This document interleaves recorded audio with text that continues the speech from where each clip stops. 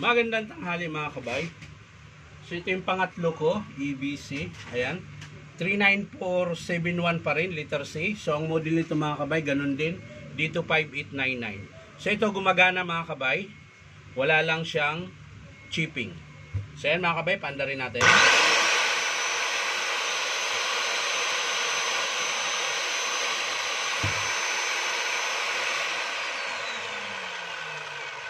Tapos mahirap din po i-off, masyadong matigas, baka ganun din po ang sira.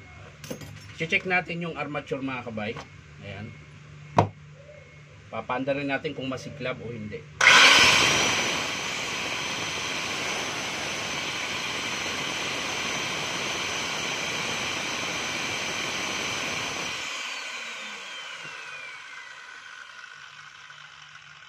So wala po siyang problema sa armature mga kabay. Wala pong kasiklab-siklab, gumagana. Carbon brush niya, lagpas sa kalahati. Pero papalitan ko na yan. Yung actuator, magpalit din tayo dahil mahirap po i-on off. Ayan, bunutin ko lang, dito pala nabunot. Tapos plug. Ito mga kabay, na-repair ko na to nung 07-13-2021.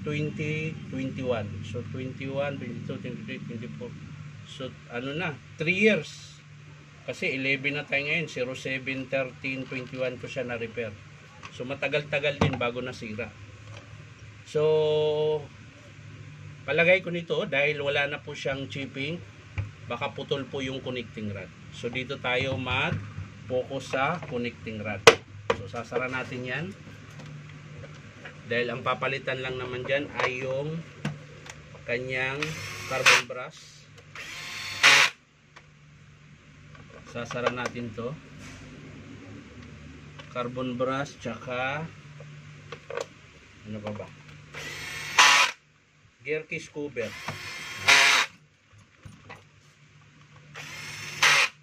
So itong motor cover wala pong basag, yung handle niya mga kabay wala rin. So ito lang po yung motor gear case cover ang basag. So ito yung papalitan natin, tsaka carbon brush. At syempre, kung ano man yung makita natin dito, pagbukas sa bandang cylinder at connecting rod.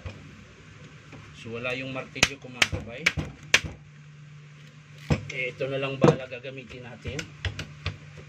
Tapos maganit din po. Pag mga ganyan mga kabay, kapag maganit po yung pag tinanggal yung bala tapos maganit, ibig sabihin po madumi po yung loob niyan. Baka puno na ng putik yan. Kailangang linisin yan. So lilinisin ko lang yan mga kabay kapag in-approve ng customer. Pero minsan nililinis ko na yan. Medyo tinatamad lang ako ngayon. Kaya saka ko na siya linisin pag in-approve ng customer. So dito muna tayo sa connecting rod. Ayan.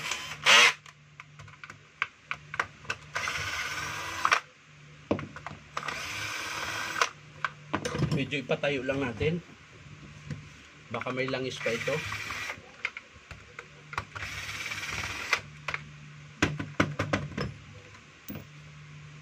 Flat screw.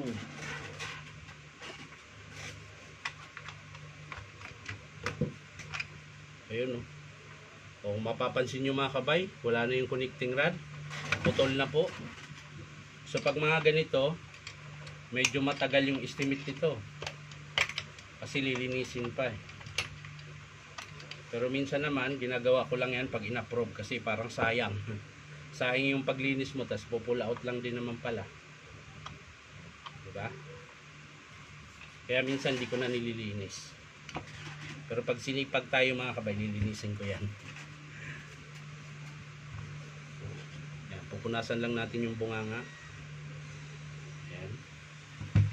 So kaya po siya wala siyang chipping mga kabayan. Kung mapapansin nyo, putol po yung connecting rod niya. Ngayon titingnan natin sa ayun. Ito yung kaputol. So ito yung wala na yung gitna na durog na mga kabay. Nandito na pira-piraso. So sa cylinder okay pa. So ito mga kabay, medyo kukonti lang ang sira, hindi siya ganun kadami. Dahil ang papalitan lang po natin dito, teka lang. Punasan ko muna yung piston. Baka may tama.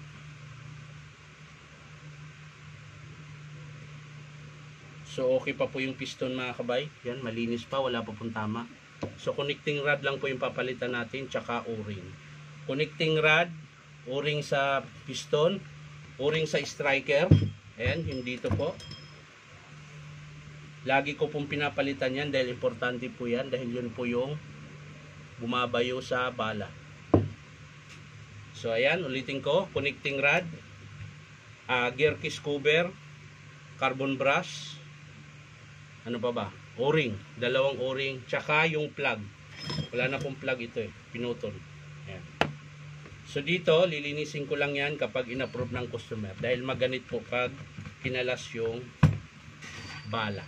So yan lang mga kabay. Maraming salamat sa panunood. At palike and share na rin po. Hindi ko na ipapakita kung paano buuin. Papakita ko na lang sa inyo mga kabay kapag in-approve ng customer. So maraming salamat mga kabay. Bye-bye.